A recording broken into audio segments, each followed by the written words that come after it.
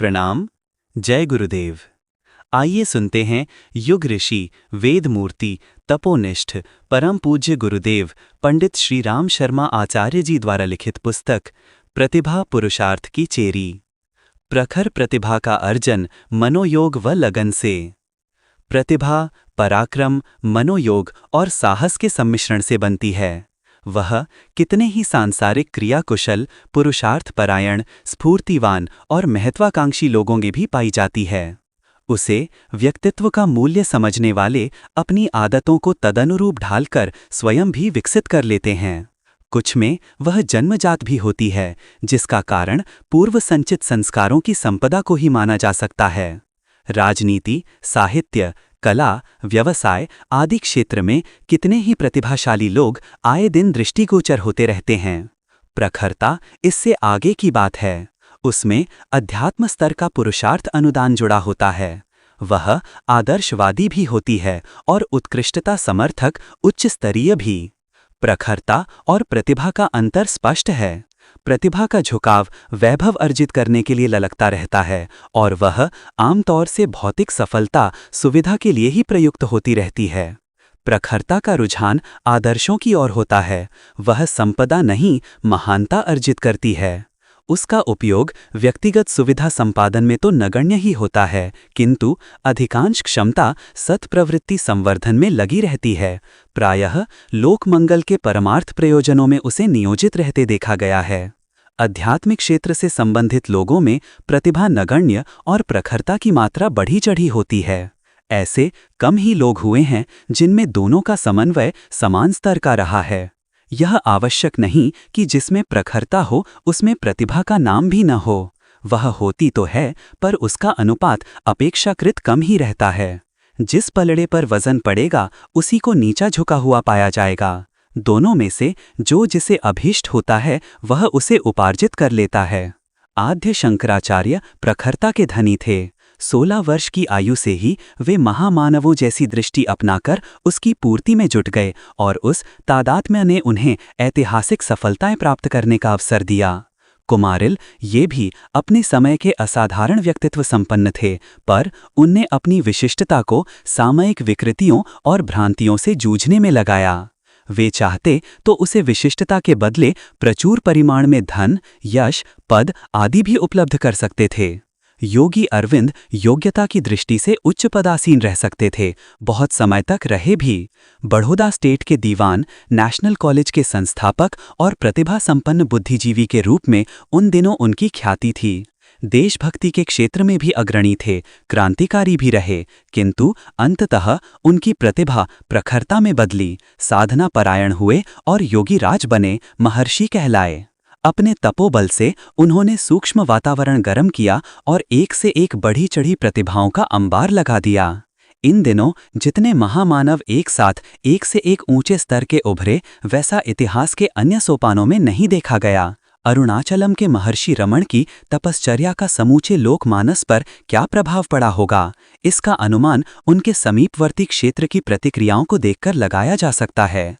उनके मौन सत्संग में मोर, सर्प, गिलहरी, बंदर, कबूतर आदि नियमित रूप से आते थे और अपने नियत स्थानों पर बैठकर उस प्रवाह का आनंद लेते थे। कई बार तो उन्हें बंदरों के झुंडों में चल रहे द्वंद्वों से निपटने के लिए बाहर आना पड़ता, या उन्हीं की भाषा बोलकर वे फैसला करते थे, जिसे मानकर वे भावी रीति नीति अपनाया करते। चाणक्य की प्रखरता उन्हें प्रधानमंत्री और विश्वविद्यालय के उच्च पद पर आसीन होने के बाद भी अपरिग्रही बनाए रही। उनका कौशल अद्भुत था, पर निजी प्रयोजनों में उसका एक कण भी प्रयुक्त नहीं हुआ।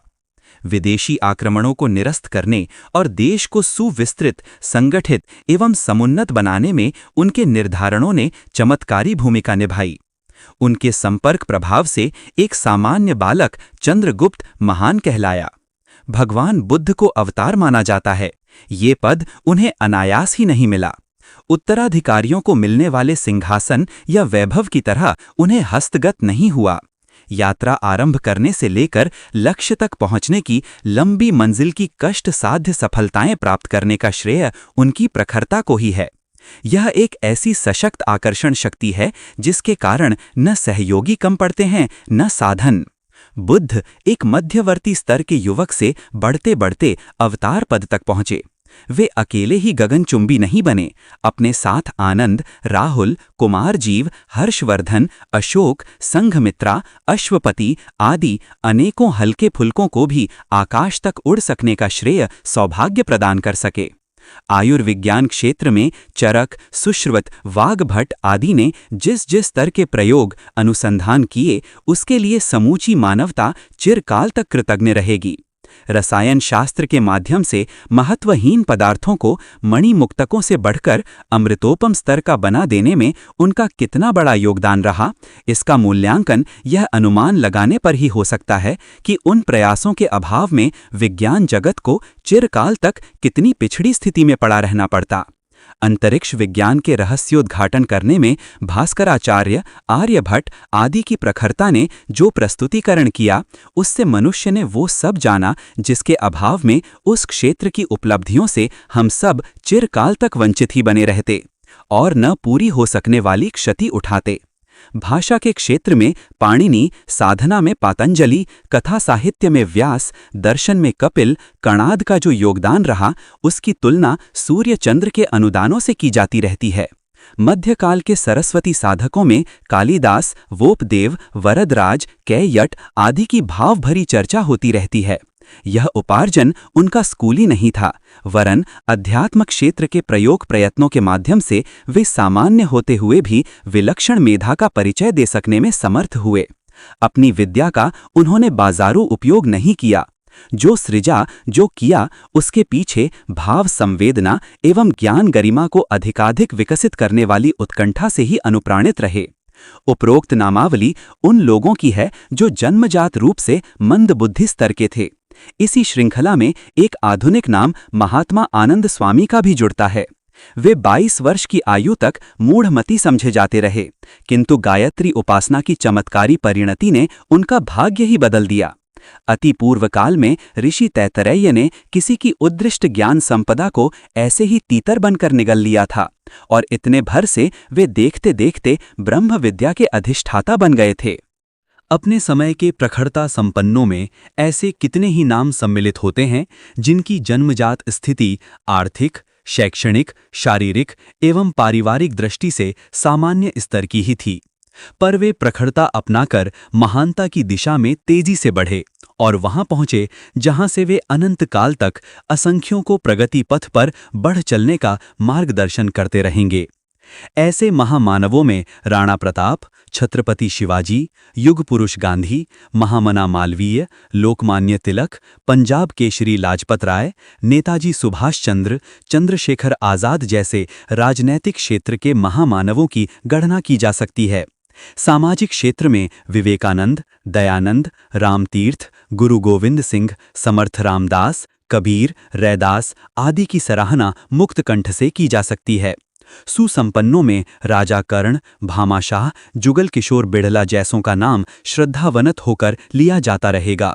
यह इसलिए नहीं कि वे सर्वोपरि धनाध्यक्ष थे, वरन इसलिए कि उनकी प्रखरता अपने वैभव को उच्च स्तरीय प्रयोजन में लगा सकने की पृष्ठभूमि बना सकी।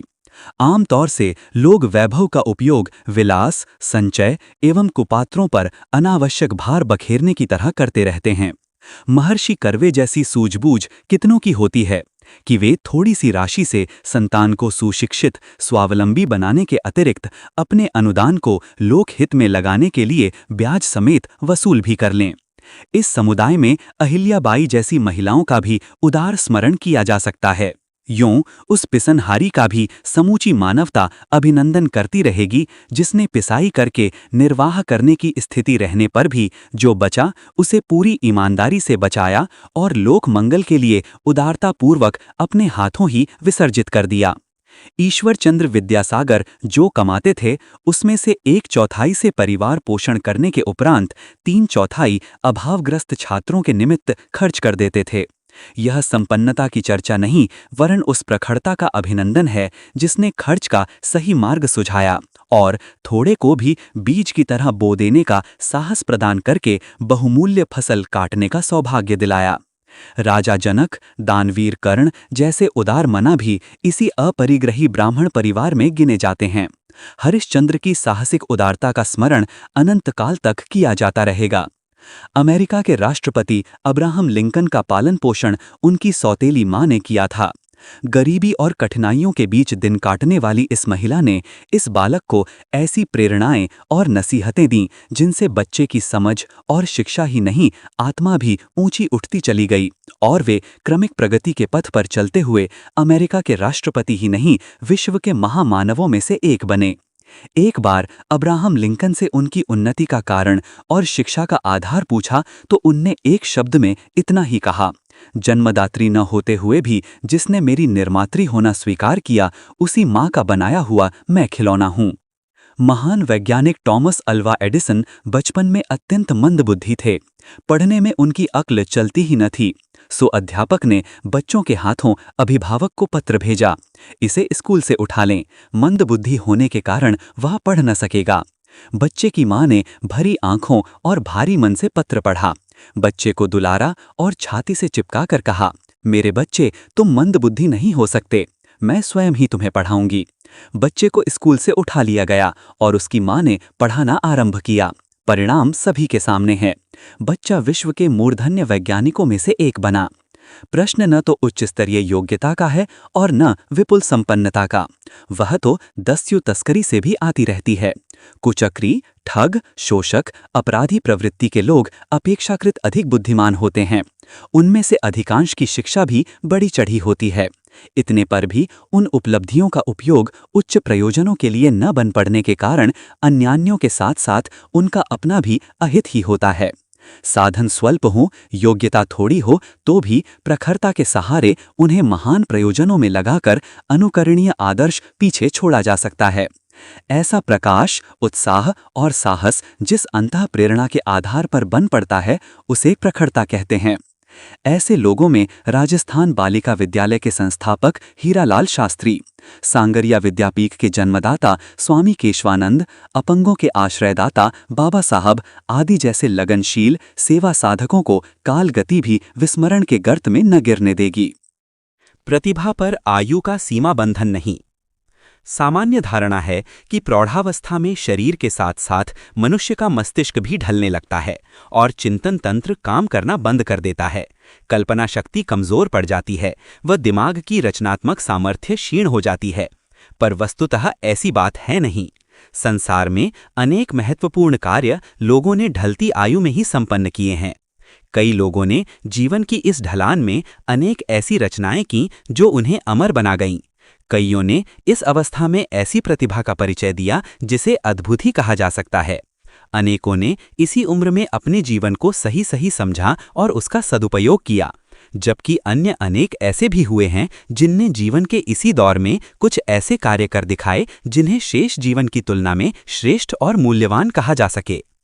ऐसे महान पुरुषों में कुछ हैं महान दार्शनिक संत सुकरात, प्लेटो, पाइथागोरस, होमर, आगस्टस, खगोल शास्त्री गैलीलियो, प्रसिद्ध कवि हेनरी वर्ड्सवर्थ, वैज्ञानिक थॉमस अल्वा एडिसन, वैज्ञानिक निकोलस कोपरनिकस, विख्यात वैज्ञानिक Newton, Cicero, Albert Einstein, Tennyson, महात्मा टॉल्स्टॉय इत्यादि। सुकरात ने 60 वर्ष पार करने के उपरांत ये अनुभव किया कि बुढ़ापे की थकान और उदासी को दूर करने के लिए संगीत अच्छा माध्यम हो सकता है। अतः उन्होंने गाना सीखना आरंभ किया और बजाना भी। ये क्रम उन्होंने मरते दम तक जारी रखा। वे 60 वर्ष की उम्र में अपने अत्यंत महत्वपूर्ण तत्वदर्शन की विशद व्याख्या करने में भी जुटे हुए थे। यही बात प्लेटो के संबंध में भी थी। वे अपनी 80 वर्ष की आयु तक बराबर कठोर परिश्रम करते रहे। 81 वर्ष की अवस्था में हाथ में कलम पकड़े हुए उन्होंने मृत्यु का आलिंगन किया। टेनिसन ने 80 वर्ष की परिपक्व अवस्था में अपनी सुंदर रचना क्रॉसिंग द वार दुनिया को प्रदान की। रॉबर्ट ब्राउनिंग अपने जीवन के संध्या काल में बहुत सक्रिय बने रहे। उन्होंने 77 साल की उम्र में मृत्यु के कुछ पहले ही 2 सर्वसुंदर कविताएं रेवेरी और एपिलॉग टू आइसलैंडी लिखीं। H.G. वेल्स ने 70 वर्ष की अपनी वर्षगांठ के उपरांत भी पूरे चुस्त और कर्मठ रहते हुए 1 दर्जन से ऊपर पुस्तक की रचना की। सिसरो ने अपनी मृत्यु के 1 वर्ष पूर्व 63 वर्ष की आयु में अपनी महत्वपूर्ण पुस्तक ट्रीटाइज ऑन ओल्ड एज की रचना की। कीरो ने 70 साल की उम्र में ग्रीक भाषा सीखी थी। थियोसॉफी की संस्थापिका मैडम ब्लेवट्स्की ने मृत्युशैया पर ही अपने जीवन के सर्वश्रेष्ठ ग्रंथ सीक्रेट डॉक्ट्रिन्स की रचना की थी, जो कि 6 खंडों में है। प्लूटार्क यूनान के माने हुए साहित्यकार हुए हैं। उन्होंने 75 वर्ष की आयु के बाद लैटिन भाषा पढ़नी आरंभ की थी। इटली के प्रख्यात उपन्यासकार वोकेशियो को ढलती उम्र में साहित्यकार बनने की बात सूझी। उस ओर वह पूरी दिलचस्पी के साथ जुटे और अंततः मूर्धन्य कथाकार बनकर चमके। इसी प्रकार दार्शनिक फ्रैंकलिन की विश्वव्यापी ख्याति है। वे 50 वर्ष की आयु तक दर्शन शास्त्र से अपरिचित रहे। इसके प्रति रुझान इसके बाद ही जन्मा और वह उन्हें विश्वविख्यात बनाकर ही रहा। संसार में कुछ ऐसे भी व्यक्ति हुए हैं जिन्हें जीवन के पूर्वार्ध में विज्ञान का अक्षर ज्ञान भी नहीं था, पर जीवन यात्रा के उत्तरार्ध में उनने विज्ञान को अपनी बहुमूल्य सेवाएं दी और मूर्धन्य विज्ञानी बने। सर हेनरी स्पेलमैन अग्रगण्य विज्ञानवेत्ता हुए हैं। वे 60 वर्ष तक दूसरी तरह के काम करते रहे। इस उम्र में उन्हें वैज्ञानिक बनने की सूझी, सो उन्होंने साइंस की पुस्तकें पढ़नी आरंभ कीं और उस दिशा में उनकी बढ़ती दिलचस्पी ने उन्हें उच्च कोटि की वैज्ञानिक सफलताएं प्रदान कीं। अनेक भारतीय मनीषियों, विद्वानों ने भी जीवन के अंतिम पड़ाव में ऐसी प्रतिभा का परिचय दिया है। बाण भट्ट ने अपनी अमर कृति कादंबरी का सृजन जीवन के अंतिम दिनों में ही आरंभ किया था और उसे अधूरा छोड़कर चल बसे थे। बाद में उनके बेटे ने उस कार्य को पूरा किया। कालिदास की रुचि जीवन के उत्तरार्ध में ही साहित्य क्षेत्र में बढ़ी थी। आदि कवि कहलाने का सौभाग्य महर्षि वाल्मीकि ने अपनी प्रौढ़ावस्था में ही प्राप्त किया था। छायावाद के जनक कहलाने वाले कवि जयशंकर प्रसाद की जब मृत्यु हुई तो वे इरावती नामक उपन्यास लिखने में जुटे हुए थे। जीवन के अंतिम चरण में विनोबा चीनी भाषा सीख रहे थे। संस्कृत के पारंगत सातवलेकर जब 75 वर्ष के थे तब वेदों का भाष्य आरंभ किया और सारे आर्ष ग्रंथों का सटीक अनुवाद कर जीवेम शरदः शतम की उक्ति सार्थक की। पश्चिम एवं भारत के ये कुछ ऐसे मनीषी विद्वान वैज्ञानिक थे जिनकी रचनात्मक शक्ति का ह्रास उनकी ढलती उम्र के कारण कतई नहीं हुआ था और जिन्होंने अपने बुढ़ापे में भी बड़े महत्वपूर्ण एवं उपयोगी काम करके मानवता की अपूर्व सेवा की। पर देश विदेश में ऐसी प्रतिभाएं सिर्फ साहित्य क्षेत्र में ही पैदा नहीं हुई। राजनीतिक क्षेत्र में भी अनेक ऐसे नक्षत्र जन्मे जो वृद्धावस्था के बावजूद राजनीति में अपना वर्चस्व बनाए रहे। Mahatma Gandhi, Winston Churchill, Benjamin Franklin, Disraeli, Gladstone आदि ऐसे ऐतिहासिक पुरुष हैं जो अपनी वृद्धावस्था की चुनौतियों के बावजूद बहुत सक्रिय बने रहे। अपने देश की अमूल्य सेवा में वे अनवरत रूप से लगे रहे। मूर्धन्य वैज्ञानिक सापेक्षवाद के आविष्कारक आइंस्टीन विद्यार्थी जीवन में मंदबुद्धि माने जाते थे। एक दिन उन्हें विद्यालय से निष्कासित भी कर दिया गया। कारण था क्लास में हाजिर जवाबी का अभाव। विषयों प्रश्नों की गहराई में वे इस हद तक चले जाते थे कि उत्तर तुरंत नहीं सूझता था। अध्यापक तथा विद्यार्थीगण इसी कारण उनकी क्षमता का मूल्यांकन नहीं कर पाते। पर सभी जानते हैं कि आरंभ में मंद बुद्धि समझा जाने वाला यह बालक इतिहास प्रसिद्ध वैज्ञानिक बना, जिसकी बुद्धि का लोहा सभी मानते हैं। विलक्षण प्रतिभा के ऐसे अगणित प्रमाण मिले हैं जिनका कोई सीधा संबंध बुद्धि लब्धि यानी कि इंटेलिजेंस कोशेंट से नहीं है। वह मान्यता भी पुरानी पड़ती जा रही है कि प्रतिभा प्रकृति प्रदत्त एक स्थायी जन्मजात अनुदान है। इंटेलिजेंस कैन बी टॉट पुस्तक के लेखक आर्थर लिंडा के अनुसार कई व्यक्तियों में उनके जीवन के दौरान आईक्यू दर बढ़ता देखा गया है, जबकि स्कूल में आईक्यू परीक्षण के आधार पर अति मेधावी घोषित छात्र आगे चलकर निष्फल सिद्ध हुए हैं।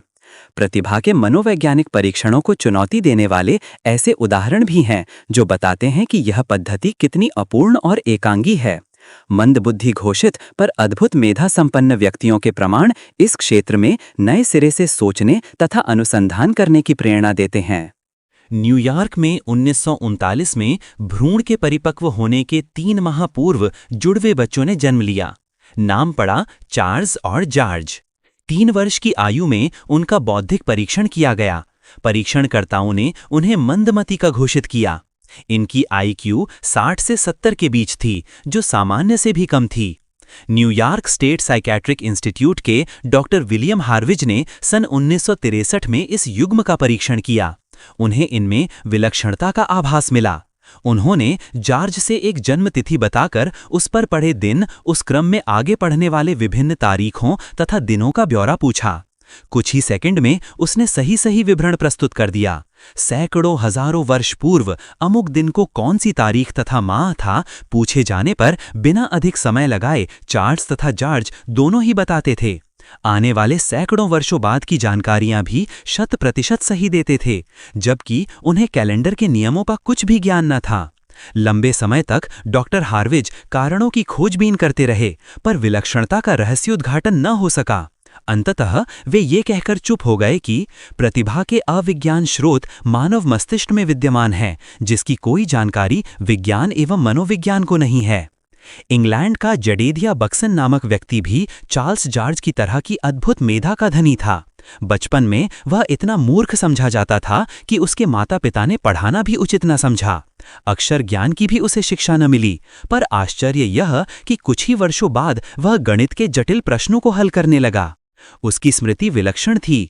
एक बार वह थिएटर में ड्रामा देख रहा था।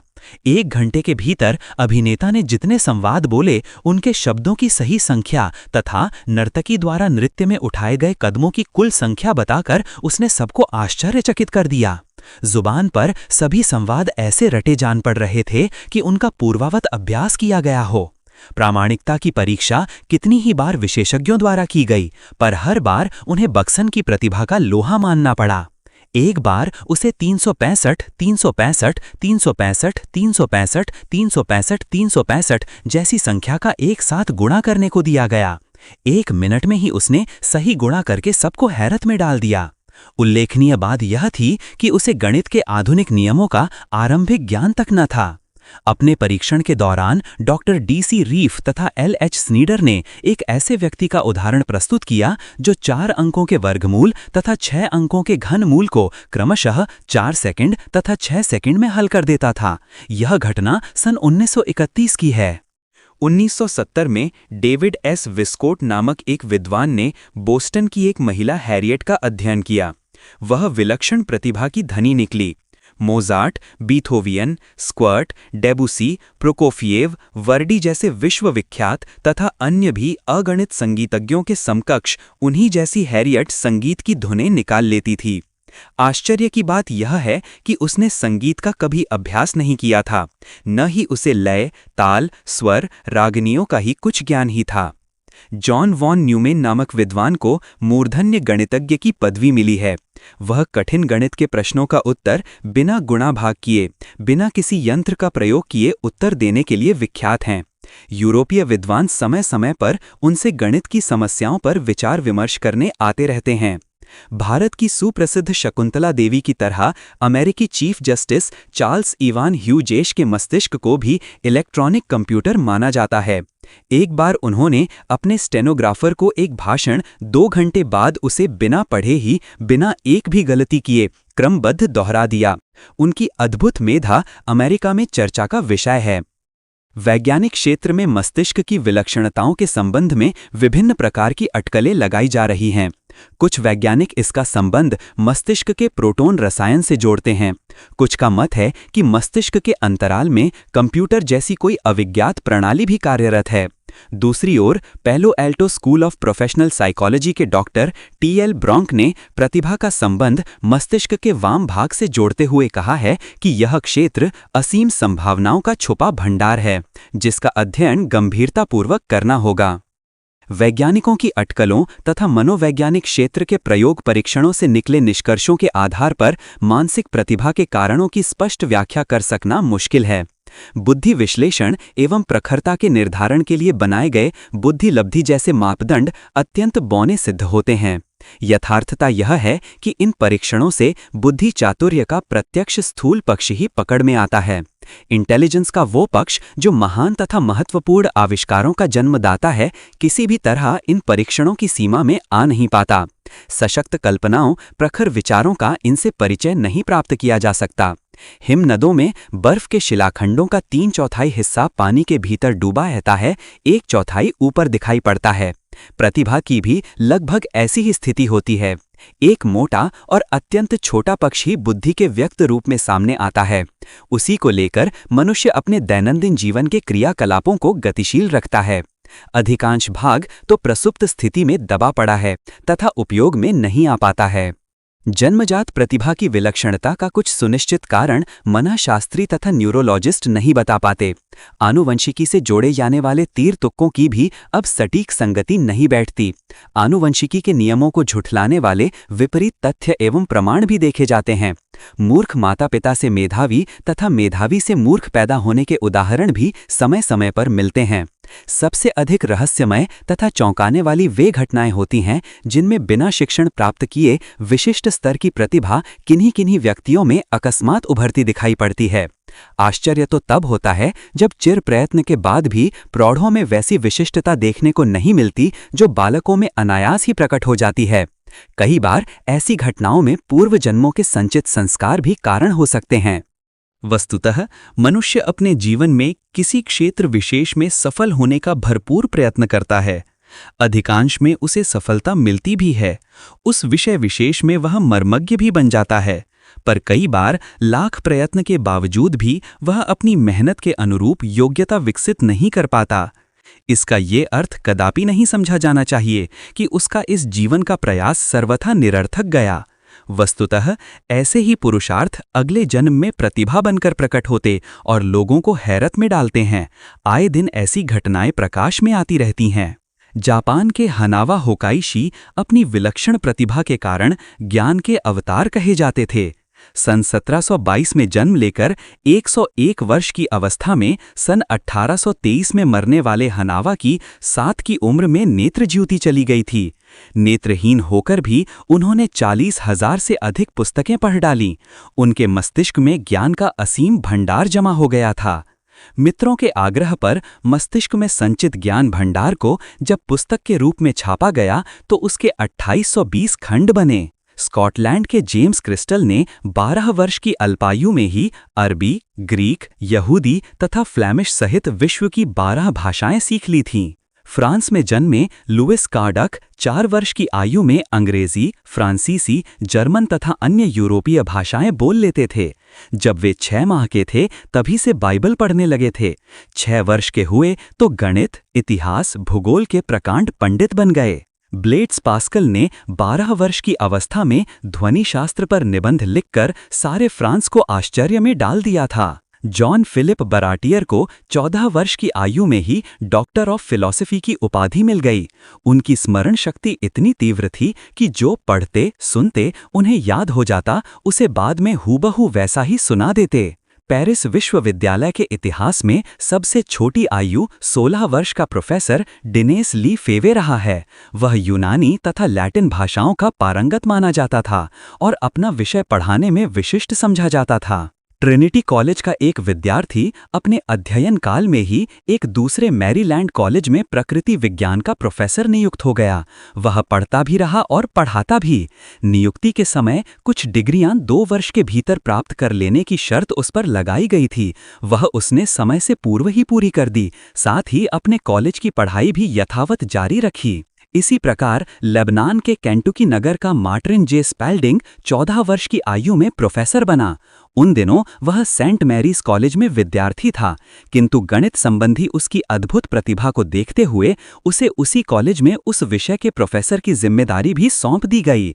बड़ा होने पर उसे वॉल्टीमोर के आर्क बिशप पद पर प्रतिष्ठित किया गया। हलेंड लेडन का जन डाइस्की पूरे 17 वर्ष का भी नहीं होने पाया था कि उसे इंग्लैंड के राजा किंग जेम्स प्रथम ने राजकीय धर्मोपदेशक नियुक्त किया। तब तक वो न केवल धर्मशास्त्र का विशेषज्ञ बन चुका था, वरन हिब्रू और यूनानी भाषाओं में भी प्रवीण था। सेना में भर्ती होते समय मार्कलेस डी नानाजीस की आयु मात्र 8 वर्ष की थी। इतनी छोटी आयु में उसने यह प्रवेश नियमानुसार नहीं, अपनी विशिष्ट प्रतिभा का प्रमाण देकर पाया था। उसने पूरे 52 वर्ष तक फ्रांसीसी सेना में काम किया। इस बीच क्रमशः ऊंचे पदों का अधिकारी बनते बनते फील्ड मार्शल बन गया था। इसी पद में सेवा करते करते उसकी मृत्यु हुई। सेवानिवृत्ति के नियम उस पर लागू नहीं किए गए थे। एक अंग्रेज कवयित्री अपनी 18 वर्ष की आयु में ही इतनी ख्याति प्राप्त कर चुकी थी कि उस आयु में संसद सदस्यता के लिए खड़े होने पर उसे भारी बहुमत से सफलता मिली। अमेरिकी पाल मार्फी ने स्नातकोत्तर परीक्षा ही नहीं, वकालत की पदवी भी 19 वर्ष की आयु में प्राप्त कर ली थी। उन दिनों परीक्षा देने में आयु का कोई प्रतिबंध नहीं था, इसलिए प्रवेश और उत्तीर्ण होने पर ऐतराज नहीं उठा। पर उस मासूम को डिग्री देते समय विश्वविद्यालय ने उस पर विशिष्ट प्रतिबंध अंकित किया कि वह 21 साल को होने तक वकालत का व्यवसाय न कर सकेगा। इंग्लैंड के रोज पब्लिक स्कूल में फिलिप हैरिंघम तब विद्यार्थी ही था, पर विद्यालय की प्रबंध समिति ने उसे पढ़ते रहने के साथ साथ हेडमास्टर का पद संभाल लेने के लिए भी सहमत कर लिया। तब वह मात्र 16 वर्ष का था। उसने अपनी शिक्षा जारी रखी और सौंपी गई जिम्मेदारी भी भलीभांति निभाई।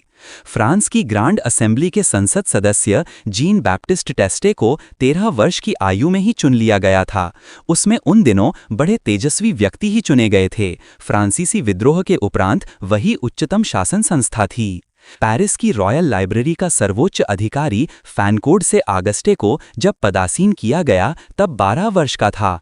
कुछ ही वर्ष बाद वयस्क होने से पूर्व उसे संपूर्ण पुस्तकालयों की संचालन समिति का अध्यक्ष बना दिया गया।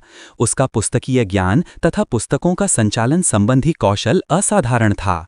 जर्मनी के एल्डोर्फ विश्वविद्यालय का रीडर काउंट वान पपनेहम नियुक्त हुआ तब वह 14 वर्ष का था।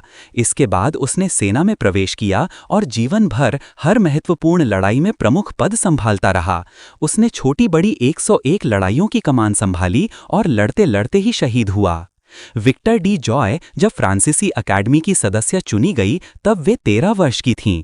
उन्हें वॉल्टेयर की कृतियां कंठस्थ याद थीं। यह साहित्य 36 भागों में है और उसमें 30 लाख ग्रंथ हैं। सियोल में एक 3 वर्षीय कोरियाई बालक जोग अंग ने कोरियाई तथा अंग्रेजी भाषा पर अधिकार प्राप्त कर लिया था। वह दोनों भाषाएं धड़ल्ले से बोलता था और बिना किसी साहित्यिक त्रुटि के ठीक प्रकार लिखता था। छपरा बिहार में जन्मा एक संतोष नामक बालक जन्म के 3रे वर्ष से ही अपनी संगीत प्रतिभा का असाधारण परिचय देने लगा था। जिन वाद्य यंत्रों को उसने कभी देखा न था, उन्हें सामने प्रस्तुत करने पर वह इस प्रकार बजाने लगा मानो उनमें वह पहले से ही पारंगत हो। इस विलक्षणता के प्रदर्शन भारत के अनेक प्रमुख नगरों में हुए। लाखों दर्शक आश्चर्यचकित रह गए। स्वीडन के वैरान गुस्ताफ हेमफील्ड जब 14 वर्ष के थे तब यूरोप में प्रचलित 9 भाषाओं में धड़ल्ले से बोलने और लिखने लगे थे। आगे उन्होंने हिब्रू पर भी अधिकार पाया। मात्र प्रतिभा के आधार पर नहीं, उनके चरित्र चिंतन की उत्कृष्टता को ध्यान में रखते हुए स्वीडन सरकार ने उन्हें उच्चतम न्यायाधीश भी बनाया। ये सारी घटनाएं पूर्व जन्म में व्यक्ति द्वारा क्षेत्र विशेष में किए गए प्रयास अभ्यास की ओर इंगित करती हैं। जो प्रयास पिछले जन्म में अधूरा रह जाता है अथवा कठिन प्रयत्न के बावजूद जिसमें सफलता नहीं मिल पाती, उसमें अगले जन्म में स्वल्प अभ्यास से ही ऐसी प्रतिभा विकसित होती है जिसे आश्चर्यजनक कहा जा सके। तत्र तम बुद्धि संयोग लभते पौर्वदैहिकम के रूप में गीताकार ने भी इसकी पुष्टि की है। हर व्यक्ति मेधावी बन सकता है।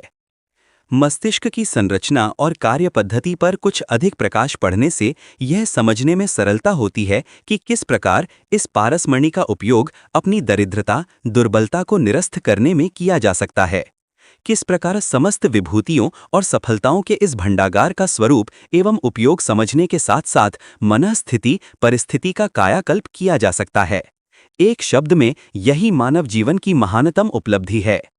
न्यूरोलॉजी के विद्वानों के अनुसार मस्तिष्क के बाह्य धूसर पदार्थ में स्नायु कोशिकाओं की संख्या 10 अरब है।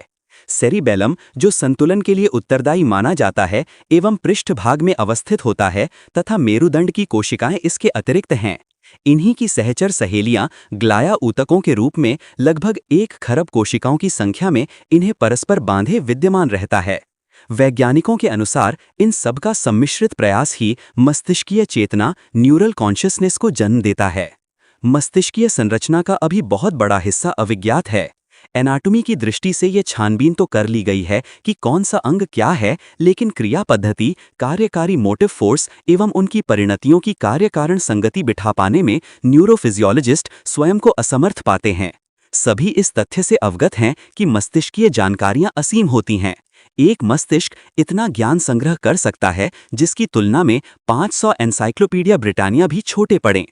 मानवकृत कंप्यूटर को ही यदि यह काम सौंपा जाता तो उसे धरती के क्षेत्रफल को घेर सकने में समर्थ इलेक्ट्रोमैग्नेटिक टेप की आवश्यकता पड़ती।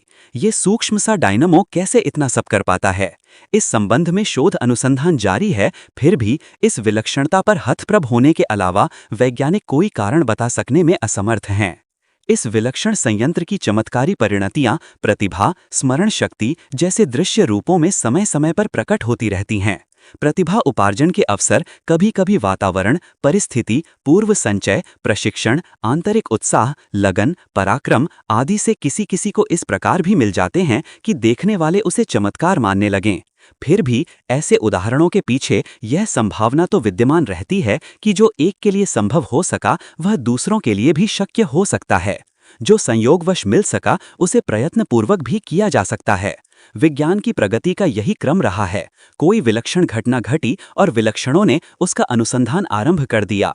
न्यूटन द्वारा पेड़ से सेब नीचे गिरने की घटना से पृथ्वी की गुरुत्वाकर्षण शक्ति का ढूंढ निकालना ऐसा है जिसका अनुकरण शोधकर्ताओं ने आरंभ से ही किया है और अनंत काल तक करते रहेंगे।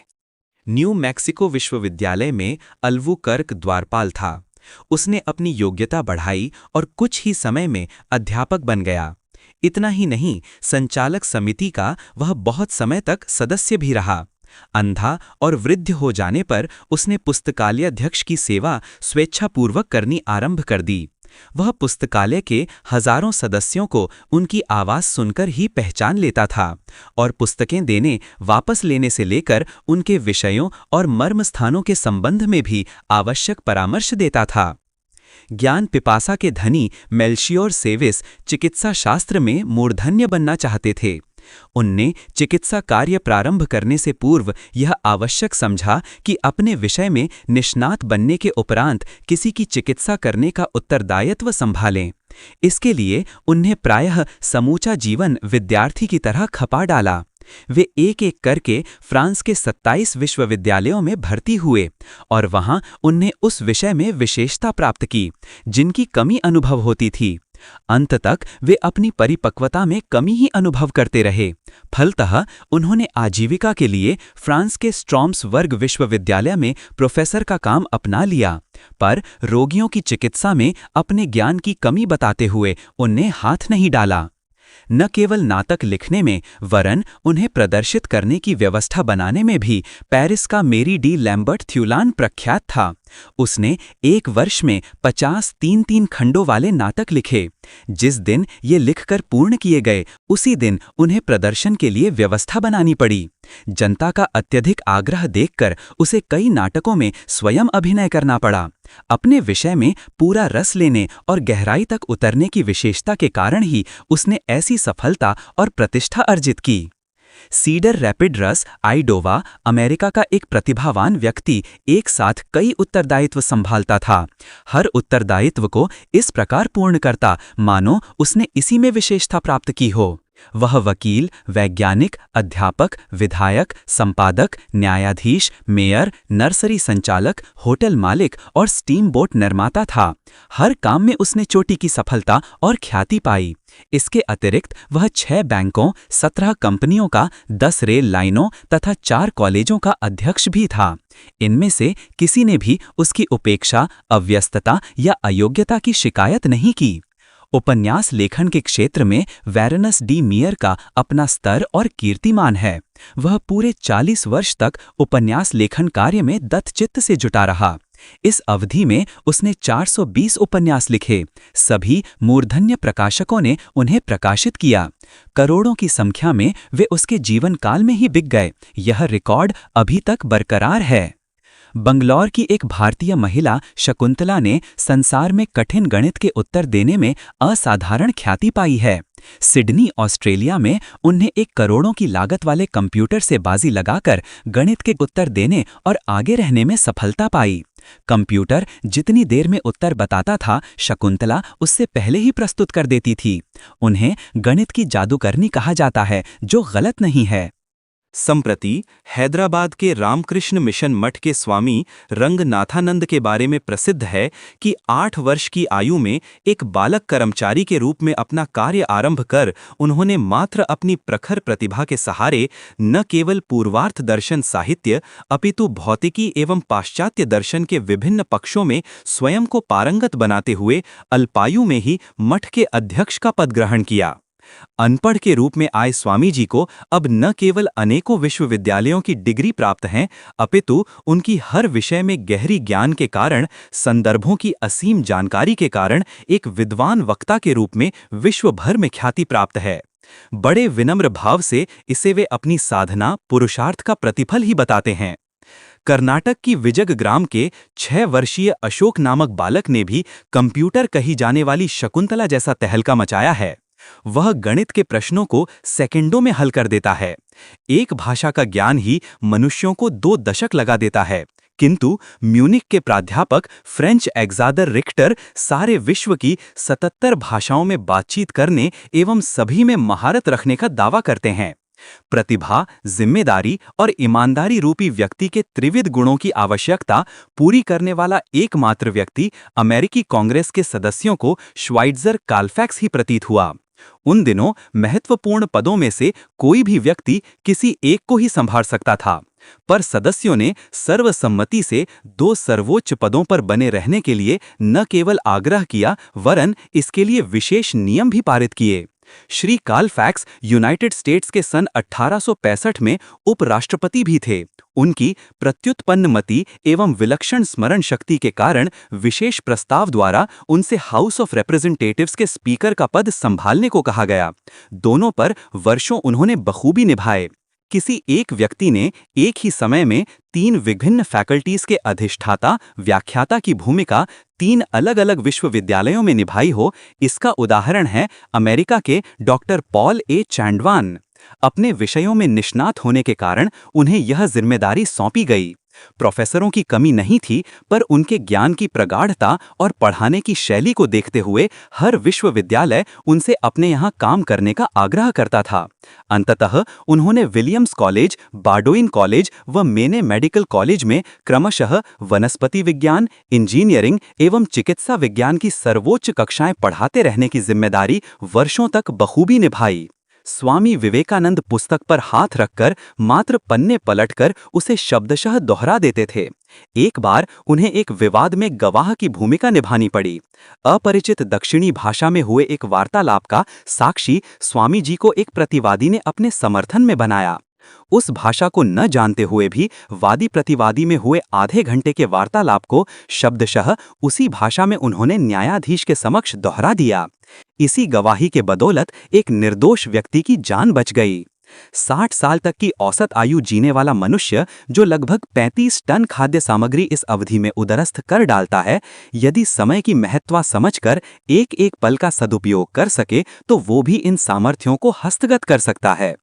ये सारे उदाहरण बताते हैं कि यदि इन प्रतिभाओं और क्षमताओं को उपलब्ध करने की सुनिश्चित मार्ग मिल सके और उनका श्रेष्ठतम सदुपयोग बन पड़े, तो निश्चित ही मनुष्य आज की तुलना में कहीं अधिक सुयोग्य एवं समर्थ बन सकता है।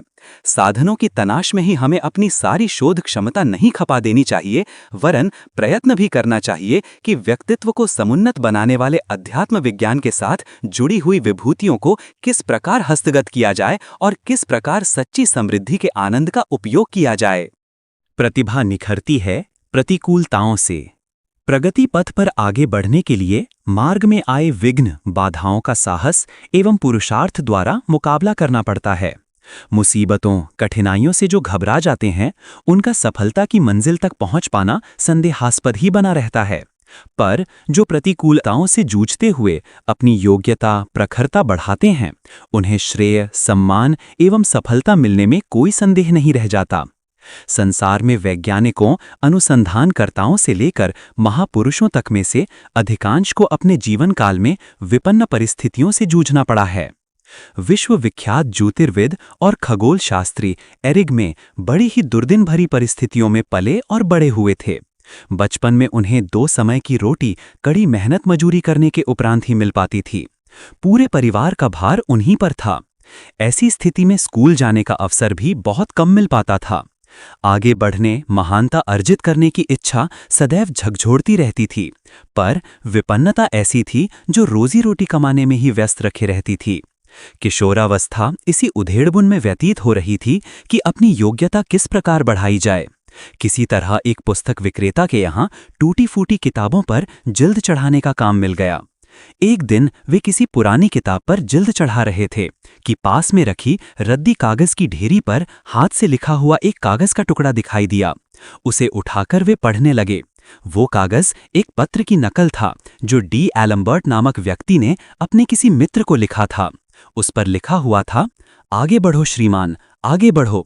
जैसे जैसे तुम आगे बढ़ोगे तुम्हारी कठिनाइयां अपने आप दूर होती चली जाएगी और देखोगे कि उन कष्ट कठिनाइयों के बीच में ही प्रकाश उदित हुआ है और जिसने उत्तरोत्तर तुम्हारा मार्ग आलोकित किया है।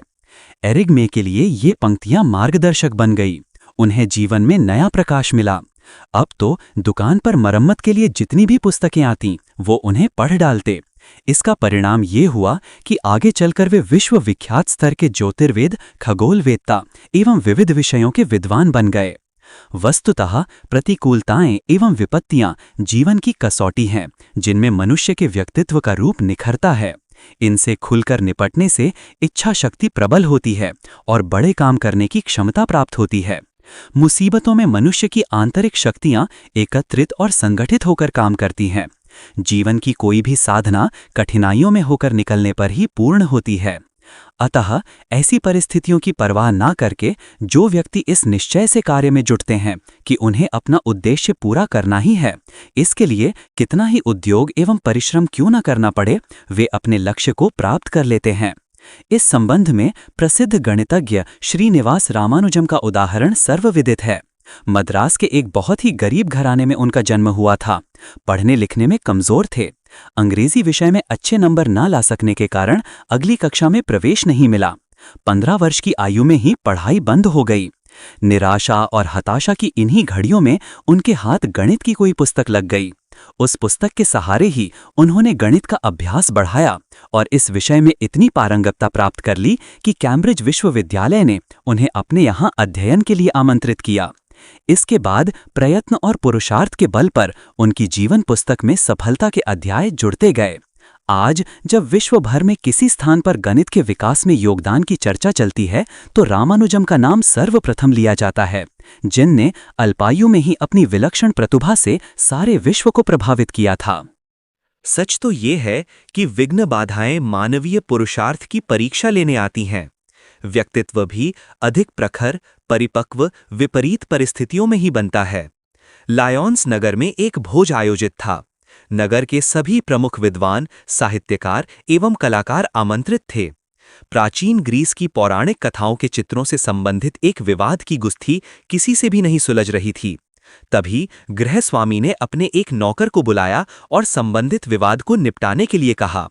सभी को आश्चर्य हुआ कि भला नौकर क्या समाधान देगा, किंतु नौकर ने संबंधित विषय पर जो तर्क तथ्य प्रस्तुत किए, उससे न केवल विवाद समाप्त हुआ, वरन सभी विद्वान उसकी तार्किक विवेचना को सुनकर हतप्रभ रह गए। उनमें से एक विद्वान ने नौकर से पूछा, महाशय, आपने किस विद्यालय में शिक्षा प्राप्त की है? नौकर ने बड़ी ही विनम्रता से उत्तर दिया, श्रीमान, कई स्कूलों से शिक्षा प्राप्त की है, किंतु मेरा सबसे अधिक प्रभावशाली शिक्षण विपत्ति रूपी पाठशाला में हुआ है। विपत्तियों से जूझने वाला यही बालक आगे चलकर जीन जैक रूसो के नाम से प्रख्यात हुआ, जिसकी क्रांतिकारी विचारधारा ने प्रजातंत्र को जन्म दिया। सुप्रसिद्ध विद्वान विलियम कॉबिट ने अपनी आत्मकथा में लिखा है कि प्रतिकूलताएं मनुष्य के विकास में सबसे बड़ी सहचरी हैं। आज मैं जो कुछ भी बन पाया हूं, विपन्न परिस्थितियों के कारण ही संभव हो सकता है। इसी तरह कार्ल मार्क्स का जन्म भी गरीबी में हुआ। मरते दम तक विपन्नताओं ने उनका पीछा नहीं छोड़ा। इस निपट निर्धनता में भी वे वैचारिक साधना करते रहे और एक दिन समाज की नई व्यवस्था साम्यवाद के प्रणेता बने। जीवन भर संघर्षरत रहते हुए भी उन्होंने कैपिटल जैसे विश्वविख्यात ग्रंथ की रचना की। इस कार्य में उसकी पत्नी मेरी ने उनकी पूरी मदद की। अनुकूलताएं एवं साधन सुविधा होते हुए भी कितने ही निर्धन बच्चे विद्वान, ज्ञानी एवं महामानव बने, इससे भारतीय इतिहास के पन्ने भरे पड़े हैं। ज्ञानेश्वर, तुकाराम, कालिदास, सूरदास, तुलसीदास से लेकर विद्यासागर, प्रेमचंद्र, महावीर प्रसाद द्विवेदी, निराला आदि का जीवन उठाकर देखा जाए तो वह कठिनाइयों और विपन्नताओं का एक जीता जागता इतिहास मिलेगा। ये संकटों की तनिक भी परवाह किए बिना अपने पथ पर अविचल अबाध गति से बढ़ते रहे, फलतः सफल हुए और अभिनंदनीय बने। आपदाएं, मुसीबतें मानव जीवन के लिए खराद का काम करती हैं। उनसे लड़ने और विजय प्राप्त करने से मनुष्य के जीवन में जिस आत्मबल का विकास होता है, वह एक अमूल्य संपत्ति होती, जिसको पाकर अपार संतोष होता है। अवरोधों से संघर्ष करके जीवन में एक ऐसी तेजी उत्पन्न होती है, जो मार्ग में आए समस्त झाड़ झंखाड़ों को काटकर दूर कर देती है। स्वामी विवेकानंद की जीवन गाथा इसका प्रमाण है। अपने पिता की मृत्यु के बाद नरेंद्र को भारी विपत्तियों का सामना करना पड़ा। कई दिनों तक भूखा सोना पड़ा। रोजगार की तलाश में दूर दूर भटकने पर भी कहीं सफलता नहीं मिली। संन्यास लेने के बाद कठिनाइयों का अवरोध और बढ़ता गया। अमेरिका के शिकागो शहर में होने वाले सर्वधर्म सम्मेलन में भाग लेने गए तो पहला दिन बहुत ही कष्टमय बीता। बोस्टन शहर के जिस होटल में रात्रि काटने के लिए वे गए, वहां सीढ़ी पर पैर रखते ही दरबान ने काले भारतीय कहकर भगा दिया। सड़क की ओर बढ़े तो बर्फ गिरने लगी। जाएं तो जाएं कहां? भूखे प्यासे तो थे ही। आंखों के सामने अंधेरा छा गया। पैर भी जवाब दे रहे थे, पर करते क्या? किंतु आगे बढ़ना ही उनका लक्ष्य ठहरा। वे आगे बढ़ते गए और एक बंद रेलवे गोदाम के बाहर पड़े पैकिंग बॉक्स में घुसकर जैसे तैसे रात काटी। सुबह बाहर निकले तो ठंड के मारे शरीर सुन्न पड़ गया था। एक महिला ने उन्हें अपने घर ले जाकर भोजन एवं गर्म कपड़े की पूरी व्यवस्था की। दूसरे दिन उन्हें गंतव्य स्थल पर पहुंचाया, जहां 11 सितंबर 1893 को हजारों श्रोता उनके भाषण से मंत्रमुग्ध हो उठे थे। नगर में स्थान स्थान पर उनके चित्र लगाए गए, जिसके नीचे मोटे मोटे अक्षरों में लिखा था, स्वामी विवेकानंद। ऐसा नहीं कि संसार में सारे महापुरुष असुविधापूर्ण परिस्थितियों में ही जन्मे और पले हों। ऐसे अनेक महामानव हुए हैं जिनका जन्म बहुत ही संपन्न परिस्थितियों में हुआ।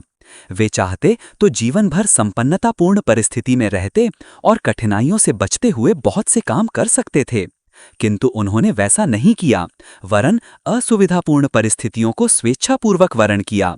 बुद्ध, महावीर, अरविंद, गांधी आदि महापुरुष ऐसे ही थे, जिन्होंने जानबूझकर कंटकाकीर्ण मार्ग चुना। संकट पर संकट आते गए, पर वे अविचल भाव से उनका सामना करते हुए अपने गंतव्य पथ की ओर बढ़ते गए और अंततः अपने उद्देश्य में सफल हुए। प्रतिभा पुरुषार्थ की चेरी।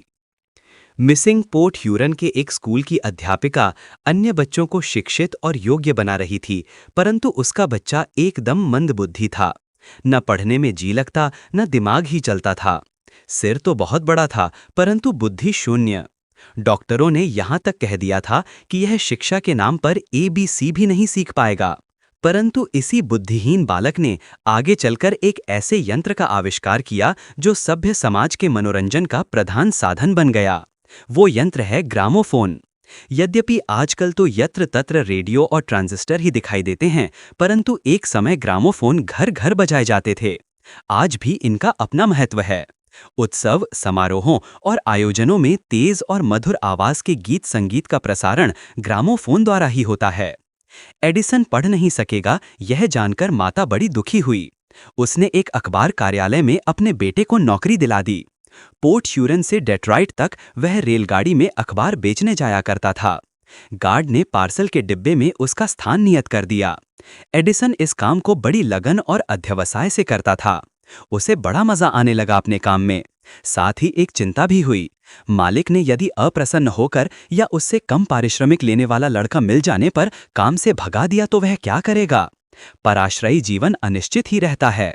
नौकरी जो केवल मालिक की खुशी पर निर्भर है, में भविष्य किसी प्रकार निश्चित नहीं होता है। फिर एडिसन के पास कोई योग्यता भी तो नहीं थी, ना ही अपना छोटा मोटा धंधा चलाने योग्य थोड़ी सी आर्थिक पूंजी।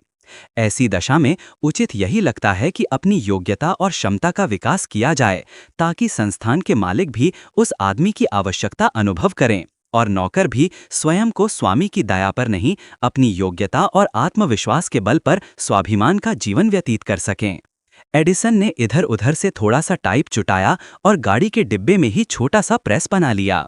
इस कार्य का कुछ अनुभव भी उनके पास था। महंगी मशीनें खरीदना तो संभव था नहीं, इसलिए प्रूफ उतारने की मशीन से ही वह अखबार छापता। प्रेस में छपे अखबारों के साथ साथ वह अपने अखबार भी बेचता था। सौभाग्य से पाठक उसके अखबार को पसंद करने लगे। इसी समय एक घटना ऐसी घटी जिसके कारण उसकी प्रगति का नया द्वार खुला। रेलगाड़ी जिसमें एडिसन आया जाया करता था, एक स्टेशन से गुजर रही थी। एक नन्हा बालक रेल की पटरी की ओर कौतूहल से दौड़ रहा था। नासमझ और अबोध होने के कारण शायद वह रेल के पहियों से कट भी सकता था। एडिसन ने उस बालक को देखा और वह चढ़ती गाड़ी से ही कूद गया। बालक को उसने पकड़ लिया, रेलगाड़ी निकल गई। चलती गाड़ी से कूदने के कारण उसे चोट भी आई। वह बालक स्टेशन के तार बाबू का था। बाबू ने उसे धन्यवाद दिया, परिचय और काम धंधे के बारे में पूछा। एडिसन ने सब बता दिया। बाबू ने सलाह दी कि तुम तार भेजने का काम सीख लो। किसी भी अवसर पर मानवीय कर्तव्यों का पालन मनुष्य में आत्मसंतोष ही नहीं, कई भौतिक लाभ भी प्रस्तुत कर सकता है। उसने तार भेजने का काम सीखना स्वीकार कर लिया। कुछ ही दिनों में वह तार भेजना सीख गया। बाबू ने अपने प्रभाव का प्रयोग कर उसे उसी रेलवे स्टेशन पर काम दिलवा दिया। दिन में उक्त बाबू तार भेजता था और रात में एडिसन। इधर उसकी रुचि विज्ञान और यंत्रों की ओर भी बढ़ी। रात भर काम से थक जाने के कारण दिन में नींद आ जाती थी। एडिसन ने अपनी नींद में कटौती कर प्रयोग का काम आरंभ किया। यहीं एक बड़ी मनोरंजक घटना घटी। दिन भर प्रयोगशाला में काम करने पर रात को एडिसन को झपकी आने लगती।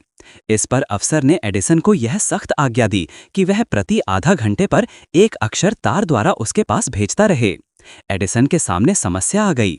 अपनी बुद्धि से उसने ऐसा यंत्र बनाया जिसका घड़ी के साथ संबंध जोड़ देने पर वह अक्षर अपने आप तार द्वारा उस अफसर तक पहुंच जाता। अधिकारी को जब पता चला तो एडिसन को काम से निकाल दिया गया। परंतु यहाँ रहकर उसने अपने कार्य में इतनी निपुणता प्राप्त कर ली कि उसे दूसरी जगह नौकरी मिलने में कोई दिक्कत नहीं हुई। जीवन लक्ष्य के साधक अविराम चलते ही रहते हैं मंजिल तक। शोध और अनुसंधान उनके प्रिय विषय थे। वे बोस्टन पहुंचे। आगे बढ़ने के लिए सहायक वातावरण मिल जाने से वे वहीं रुक गए और अपने अनुसंधान कार्य में जुट गए। तार प्रेषण के क्षेत्र में उन्होंने यहाँ कई आविष्कार किए। एक समय में दो और एक साथ दो तार दो अलग अलग जगह भेजने आदि की कई विधियां खोज निकालीं और ऐसे यंत्रों का निर्माण भी किया। एडिसन ने पहले के वैज्ञानिकों द्वारा प्राप्त की गई सफलताओं का भी अध्ययन किया। वह एक ऐसे यंत्र के निर्माण की कल्पना करने लगा जिसमें ध्वनि को अंकित किया जा सके और पुनः उसे बजाया जा सके। कल्पना, श्रम, मनोयोगों के बल पर साकार होती है। वे अपने अनुसंधान कार्य में पूरी तरह तन मन से जुट गए। इस तन्मयतापूर्ण श्रम ने ही संसार में महान व्यक्तियों को ऊंचा उठाया है। इसी मनोयोग और एकाग्रता से प्रयत्न करते करते एडिसन की साधना सफल हुई और सन 1876 में उसने ग्रामोफोन का आविष्कार कर लिया, जिसमें बाद में सुधार हुए। रेडियो, ट्रांजिस्टर आदि प्रचलित साधनों का ग्रामोफोन पितामह है और उसका जनक था बचपन का मंदबुद्धि और गंवार परंतु अध्यवसाय और श्रम के बल पर श्रेष्ठतम महान वैज्ञानिक एडिसन। सफलता ऐसों के कदम चूमती है। स्वस्थ आकांक्षाएं ही प्रेरणा की केंद्र बिंदु हैं। आगे बढ़ने, ऊंचा उठने, विकास की ओर निरंतर अग्रसर होने की आकांक्षा न उठी होती तो मनुष्य आदिम अवस्था में ही पड़ा रहता। आज की प्रगतिशील स्थिति में पहुंच पाना संभव न हो पाता। आकांक्षाओं की प्रेरणा से ही पुरुषार्थ को गतिशील होने का अवसर मिला और विकास का मार्ग प्रशस्त हुआ। मनःशास्त्री कहते हैं कि मनुष्य की दृश्यमान हलचलों का कारण आकांक्षाएं हैं। प्रतिभा, धन, प्रतिष्ठा अथवा श्रेय की आकांक्षा के इर्द गिर्द ही संसार की गति है। जीवन से वे तिरोहित हो जाएं तो कुछ शेष बचता नहीं। निष्क्रिय और निश्चेष्ट जीवन का अभिशाप लद जाता है।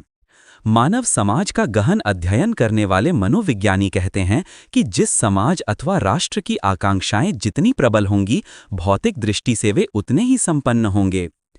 आकांक्षाओं की पूर्ति में अभीष्ट स्तर की प्रतिभा एवं पुरुषार्थ का होना आवश्यक है, अन्यथा वे मात्र ललक बनकर रह जाती हैं, जिनका कुछ प्रतिफल निकलता नहीं। साथ ही उनकी दिशाधारा का रचनात्मक होना भी उतना ही आवश्यक है, नहीं तो उनकी परिणति स्वयं एवं समाज दोनों ही के लिए अहितकर होती है। नाम कमाने की आकांक्षा अधिकांश व्यक्तियों के मन में होती है। कुछ संपदा संग्रह का मार्ग चुनते हैं, कुछ प्रतिभार्जन का तथा कुछ शक्ति संग्रह का। अपनी स्थिति का सही मूल्यांकन करके तदनुरूप प्रयास करते हैं, वे सफल भी होते हैं, पर अधिकांश को इच्छाओं का उनकी स्थिति से तालमेल बैठता नहीं। वे अभीष्ट स्तर का पुरुषार्थ नहीं कर पाते, फलतः उन्हें असफलता ही हाथ लगती है। इसके विपरीत संसार में ऐसे व्यक्ति समय समय पर विभिन्न देशों में पैदा हुए हैं, जिन्होंने अपनी सामर्थ्य को समाज की भौतिक समृद्धि बढ़ाने में खपाया। संपदा एवं प्रतिष्ठा की कामना से दूर रहकर वे योगी की तरह कार्य में लगे रहे। उनके काम ही बाद में उनके नाम बन गए। ऐसे व्यक्तियों में आविष्कारक, वैज्ञानिकों की एक बड़ी संख्या है, जिनमें से कुछ का नाम उल्लेखनीय है। गैब्रियल डैनियल फ़ारेनहाइट ने दुकानदारी के कार्य में विफल होकर भौतिकी का अध्ययन शुरू किया, व्यवसाय अपनाया, कांच का फुलाना तथा भौतिकी यंत्रों का निर्माण करना। 1724 में उसने 0 डिग्री से 212 डिग्री अक्षांक वाले तापमापी का निर्माण किया। जल के अतिशीत होने तथा ताप बदलने के साथ साथ उबाल बिंदु बदलने का सिद्धांत खोजने का श्रेय भी गैब्रियल को ही है। उसका नाम फ़ारेनहाइट ही ताप मापने की इकाई बना। जेम्स वॉट से सुधरे हुए भाप इंजन का निर्माण किया। अपनी अनवरत लगन के कारण विश्व विख्यात वैज्ञानिक बना। वॉट बिजली को मापने की एक इकाई है जिसे सभी जानते हैं। एलेसांद्रो वोल्टा अत्यंत प्रतिभाशाली छात्र था। वह पाविया विश्वविद्यालय, इटली में भौतिकी का अध्यापक नियुक्त हुआ। वहीं कार्य करते हुए वह अनुसंधान कार्य में लगा रहा। उसने स्थिर विद्युत को जमा करने वाले उपकरण इलेक्ट्रोफोटिक सेल, वोल्टैनिक सेल तथा बैटरी का निर्माण किया। धारा विद्युत सिद्धांत की प्रस्तुति वोल्टा विभवांतर मापन की एक इकाई है। सोने में मिलावट ज्ञान करने के जिस सिद्धांत का आविष्कार यूनान के महान गणितज्ञ आर्किमिडीज ने किया, वह आज भी आर्किमिडीज सिद्धांत के रूप में विख्यात तथा मान्यता प्राप्त है। ग्रेवियल फेलोपियो इटली में चिकित्सा शास्त्री थे तथा पैडुआ विश्वविद्यालय में शरीर रचना विज्ञान और वनस्पति शास्त्र विभाग के अध्यक्ष रहे। शरीर रचना विभाग पर उन्होंने एक बृहद ग्रंथ लिखा। गर्भाशय नली एवं कर्णपटल तंत्रिका जैसे आंतरिक अवयवों का पता लगाया। माता स्तनपाइयों के जननांग में पाई जाने वाली एक नली जिससे होकर अंड या डिंभ गर्भाशय में पहुंचता है की खोज फेलोपियो ने ही की। उसके नाम पर ही उस नलिका का नाम फेलोपियो ट्यूब पड़ा। मार्सेलो मैलपिघी इटली के बोलोना तथा पीसा विश्वविद्यालयों में चिकित्सा विज्ञान के प्राध्यापक रहे।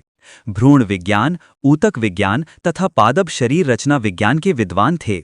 उन्होंने शरीर विज्ञान पर 2 महत्वपूर्ण पुस्तकें लिखीं तथा वनस्पति विज्ञान में अनेकों खोजें कीं। त्वचा की परत के ठीक बाद पाई जाने वाली बाह्य त्वचा की एक परत की खोज उन्होंने की, जिसमें निरंतर कोशिकाओं का विभाजन होता रहता है तथा त्वचा को गहरा रंग देने वाला रंजक पदार्थ मेलानिन पाया जाता है।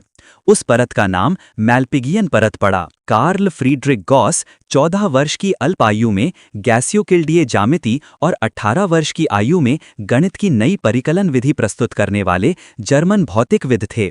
उन्होंने ग्रहों की कक्षा का परिकलन करने की विधि का भी आविष्कार किया। चुंबकीय क्षेत्र घनत्व की इकाई गॉस कार्ल फ्रीडरिक गॉस की ही खोज है। आंद्रे मारी एम्पियर फ्रांस के प्रसिद्ध भौतिकविद तथा रसायन शास्त्री थे। वे 12 वर्ष की आयु में ही अवकलन गणित के विशेषज्ञ हो गए। एम्पियर ने सबसे पहले यह बताया कि चुंबकीय पदार्थों में चुंबकत्व का मूल स्रोत एक विद्युत धारा होती है, न कि चुंबकीय ध्रुव धारा। विद्युत की इकाई एम्पियर मारी एम्पियर का ही एक आविष्कार है। जॉर्ज साइमन ओम म्यूनिक विश्वविद्यालय में भौतिक विज्ञान के प्राध्यापक थे। उन्होंने विभवांतर, विद्युत धारा तथा विद्युत प्रतिरोध के बीच गणितीय संबंध की खोज की तथा डीसी विद्युत परिपथों की गणितीय व्याख्या की। ओम विद्युत प्रतिरोध मापने की एक व्यवहारिक इकाई है। जेम्स प्रेस्कॉट जूल ब्रिटिश भौतिकविद थे। उन्होंने ताप के यांत्रिक सिद्धांत, गैसों के अंगोगणित सिद्धांत तथा गैसीय अणु के वेग के आकलन सिद्धांत की खोज की। जूल सेंटीमीटर ग्राम सेकंड प्रणाली में ऊर्जा की इकाई के रूप में प्रस्काट का नाम अमर है। लुई पास्चर विख्यात फ्रांसीसी रसायनज्ञ तथा लाइल विश्वविद्यालय के रसायन शास्त्र के प्राध्यापक थे। किण्वन प्रक्रिया पर उन्होंने विशद अध्ययन अनुसंधान किया।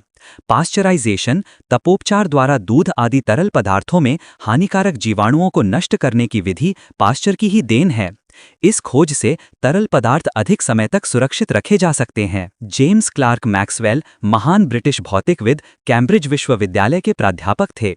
उन्होंने विद्युत धारा तथा चुंबकीय क्षेत्र के बीच परस्पर क्रिया की स्थापना की, जो संवाद प्रेषण के उपकरणों के विकास का आधार बनी।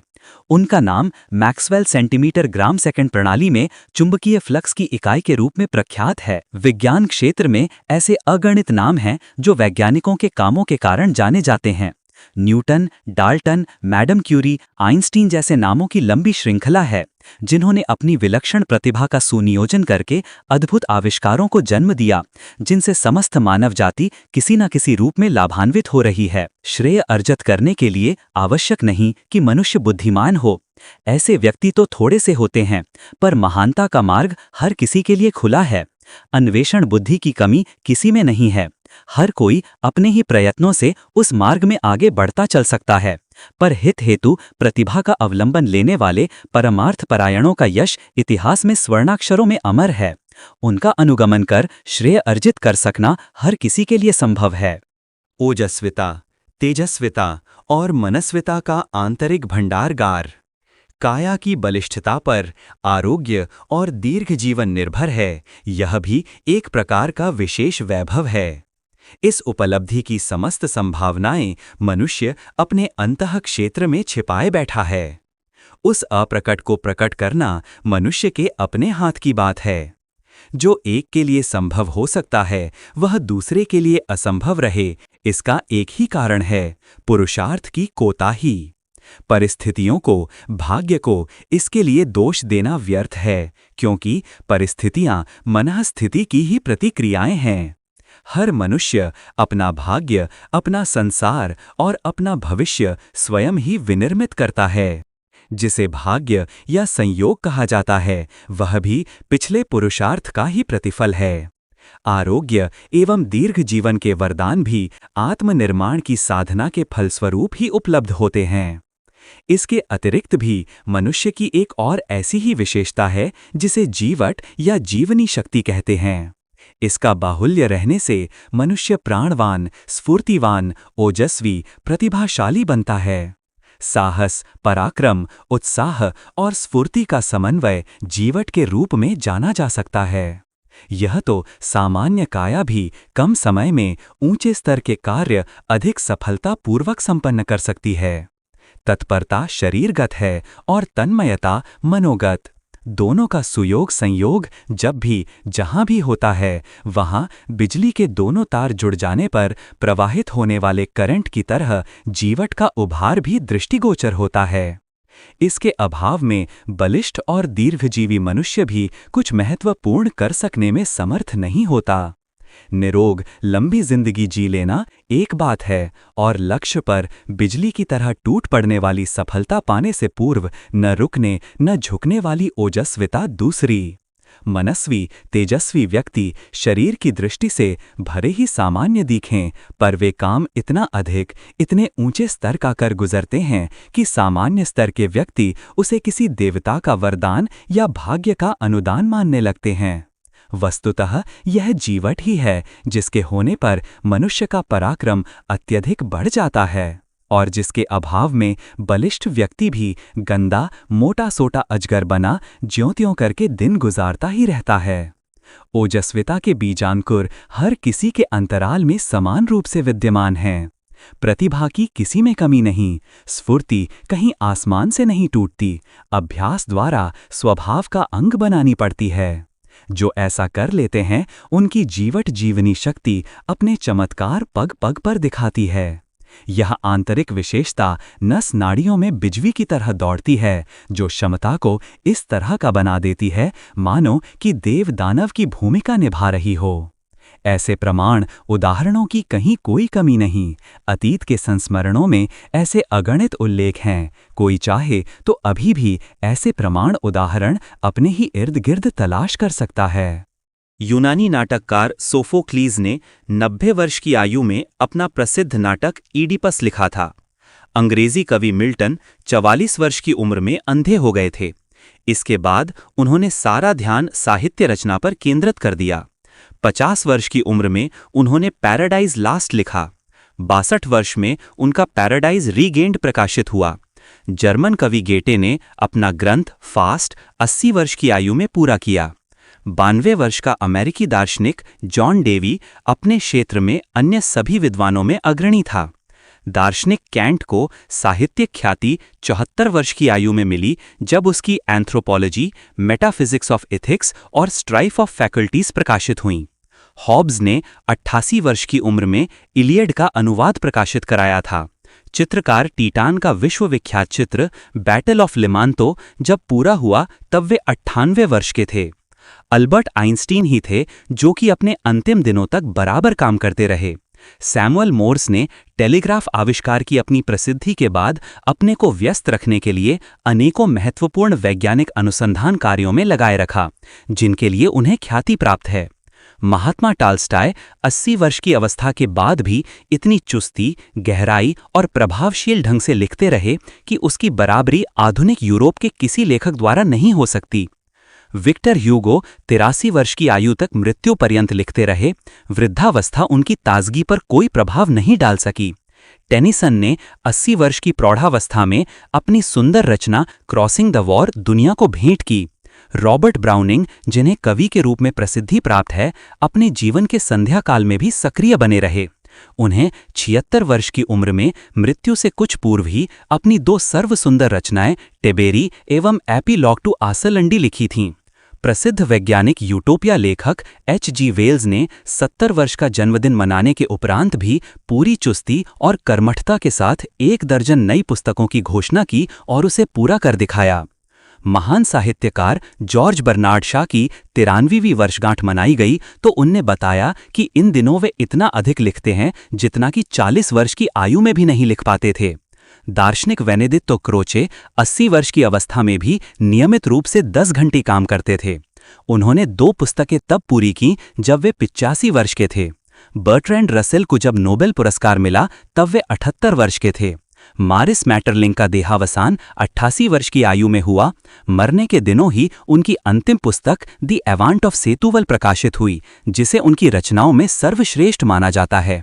ब्रिटेन के प्रख्यात पत्र डेली एक्सप्रेस के संचालक लॉर्ड बीवनबर्ग लगभग 80 वर्ष की आयु तक पहुंचते हुए भी अपने दफ्तर में जमकर 10 घंटे बैठते थे। महारानी विक्टोरिया ने अपनी बहुत बड़ी जिम्मेदारियों को 82 वर्ष की अवस्था तक कुशलता के साथ निभाया।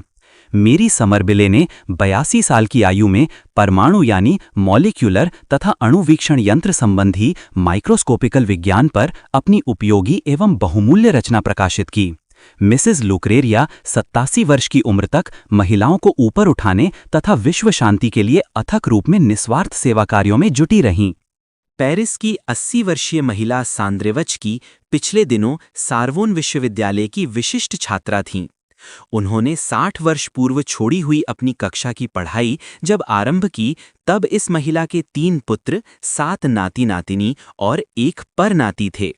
भारत की कोकिला कही जाने वाली श्रीमती सरोजिनी नायडू एवं श्रीमती एनी बेसेंट ने वृद्धावस्था में भी राष्ट्र, धर्म तथा मानवता की जो सेवाएं की वे चिरस्मरणीय रहेंगी। सिसरो ने अपनी मृत्यु के 1 वर्ष पूर्व 63 वर्ष की आयु में अपनी महत्वपूर्ण पुस्तक एन एट्रिटीज ऑन गोल्ड एज की रचना की। कीरो ने 80 साल की उम्र में ग्रीक भाषा सीखी थी। प्रसिद्ध दार्शनिकों, वैज्ञानिकों, लेखकों के ये उदाहरण इस तथ्य की साक्षी हैं कि इच्छा शक्ति जब तक है तब तक आयु भी साथ देती है।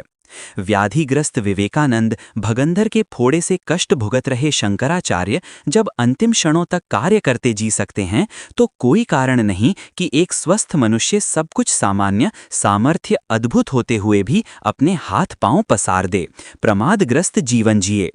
ऐसे अनेकों उदाहरण और भी हैं जब अपने आयु के उत्तरार्ध में महामानवों ने विलक्षण कहे जाने वाले कार्य संपन्न किए। प्लूटार्क यूनान के माने हुए साहित्यकार हुए हैं। उन्होंने 75 वर्ष की आयु के बाद लैटिन भाषा पढ़नी आरंभ की थी। इटली के प्रख्यात उपन्यासकार वोकेशियो को ढलती उम्र में साहित्यकार बनने की बात सूझी। उस ओर वह पूरी दिलचस्पी के साथ जुटा और अंततः मूर्धन्य कथाकार बनकर चमका। दार्शनिक फ्रैंकलिन की विश्वव्यापी ख्याति है। वे 50 वर्ष की आयु तक दर्शन शास्त्र से अपरिचित रहे। दर्शन के प्रति रुझान इसके बाद ही उत्पन्न हुआ और वह उन्हें विश्वविख्यात बनाकर ही रहा। इस काल में रचित उनका साहित्य आज भी गीता माना जाता है। पंडित दामोदर सातवलेकर का उदाहरण तो प्रख्यात है। स्वाध्याय मंडल पादरी के संस्थापक इस महापुरुष ने 65 वर्ष की आयु के बाद अपना आंदोलन चलाया एवं आर्ष ग्रंथों की सटीक व्याख्या कर वैदिक साहित्य का नवीनीकरण आधुनिक संदर्भ में किया। सुकरात के संबंध में यह प्रसिद्ध है कि वे मात्र दार्शनिक ही नहीं, संगीतज्ञ भी थे। उन्होंने 60 वर्ष पार करने के उपरांत यह अनुभव किया कि बुढ़ापे की थकान और उदासी को दूर करने के लिए संगीत अच्छा माध्यम हो सकता है। अस्तु उन्होंने गाना सीखना आरंभ किया और बजाना भी। यह क्रम उन्होंने मरते दिनों तक जारी रखा। अपनी स्फूर्ति व योगी मनस्थिति का वे इसे मूल आधार मानते थे। सर हेनरी स्पेलमैन अग्रगण्य विज्ञानवेत्ता हुए हैं। वे 60 वर्ष तक दूसरी तरह के काम करते रहे। इस उम्र में उन्हें वैज्ञानिक बनने की सूझी, सो उन्होंने साइंस की पुस्तकें पढ़नी आरंभ की और उस दिशा में उनकी बढ़ती दिलचस्पी ने उन्हें उच्च कोटि की वैज्ञानिक सफलताएं प्रदान की। न्यूजीलैंड निवासी एक 85 वर्षीय वयोवृद्ध एल्फ्रेड एन रीड ने लंबी यात्रा अनवरत जारी रखने का कीर्तिमान स्थापित किया। उसे नॉर्थ केप से दक्षिणी न्यूजीलैंड के छोर तक की 1700 मील लंबी यात्रा पैदल करनी थी। वो चलता ही रहा और जवानों की गति से नियत स्थान पर आशा से बहुत पहले ही जा पहुंचा। इतना ही नहीं, उसने 90 वर्ष की आयु में भी सिडनी से मेलबर्न तक की 630 मील की यात्रा सफलतापूर्वक संपन्न की और रास्ते में ऊंचे पर्वत लांघे। जीवट वाली लड़कियों में स्विट्जरलैंड की फुटीजर का नाम अविस्मरणीय रहेगा। उसने सदा बर्फ में ढके रहने वाले एल्लेनिन हॉर्न पर्वत की 13,234 फुट चढ़ाई बिना थके चढ़कर दिखाई। तब वो मात्र 8 वर्ष की थी। अभी पिछले दिनों कुछ किशोर वय की लड़कियों ने नंदा देवी की चढ़ाई पूरी कर एक नया कीर्तिमान स्थापित किया है। अमेरिका की सुप्रसिद्ध फिल्म अभिनेत्री दादी रेनाल्डस ने पाश्चात्य जगत में बहुत ख्याति प्राप्त की है। उनकी फिल्म सफलता समूची जीवन साधना का ही एक छोटा अंग है। 65 साल की उम्र में वे 4 बच्चों की मां और दर्जनों नाती पोतों की दादी बन चुकी थीं। तब उन्हें उत्साह उठा कि जो शिक्षा उन्होंने प्राप्त कर रखी है वो कम है, उन्हें सफल जीवन जीने के लिए अधिक विद्या उपार्जित करनी चाहिए। सो वे कॉलेज जाने लगीं और 69 साल की उम्र में कैलिफोर्निया विश्वविद्यालय की स्नातिका बन गईं। इसके बाद उन्होंने हॉलीवुड का दरवाजा खटखटाया। जिस आत्मविश्वास के साथ वे बातें करती थीं, उसे देखकर डायरेक्टरों ने उन्हें छोटा काम दे दिया। उनके परिश्रम, मधुर स्वभाव और आकर्षक व्यक्तित्व ने उसे क्षेत्र में बढ़ चढ़कर काम करने का अवसर दिया। अस्तु उन्होंने लगातार 13 वर्षों तक प्रख्यात फिल्मों में काम किया। 82 वर्ष की उम्र में वे एक विद्वान शरीर शास्त्री से ये परामर्श लेने गईं कि उनके पेट का मांस थुलथुला हो गया है। ये कसा हुआ कैसे हो सकता है? डॉक्टर गोलार्ड हाजर ने उपचार बताए। तदनुसार उनका पेट भार मुक्त हो गया। साथ ही डॉक्टर ने उनकी इतनी लंबी आयु और चुस्ती का कारण पूछा तो उन्हें बताया कि आहार संबंधी सतर्कता, व्यायाम में नियमितता और जीवन के प्रति आशावादी दृष्टिकोण ही उनकी वृद्धावस्था को जवानी स्तर की बनाए रखने में समर्थ हुआ है। उनका कथन था कि वे जिंदगी को प्यार करती हैं और हर दिन को बहुत ही आनंद का रसास्वादन करते हुए जीना चाहती हैं। मोटे तौर से यही था उनकी वृद्धावस्था को जवानी की स्थिति में बनाए रहने वाला कारण।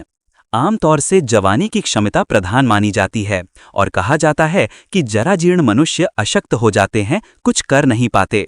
इसी प्रकार कम आयु वालों के संबंध में भी यही मान्यता है कि शारीरिक मानसिक विकास न होने के कारण वे कच्ची उम्र में कुछ महत्वपूर्ण काम करने, बड़ी जिम्मेदारी उठाने एवं कुछ कहने लायक पुरुषार्थ करने के अयोग्य रहते हैं।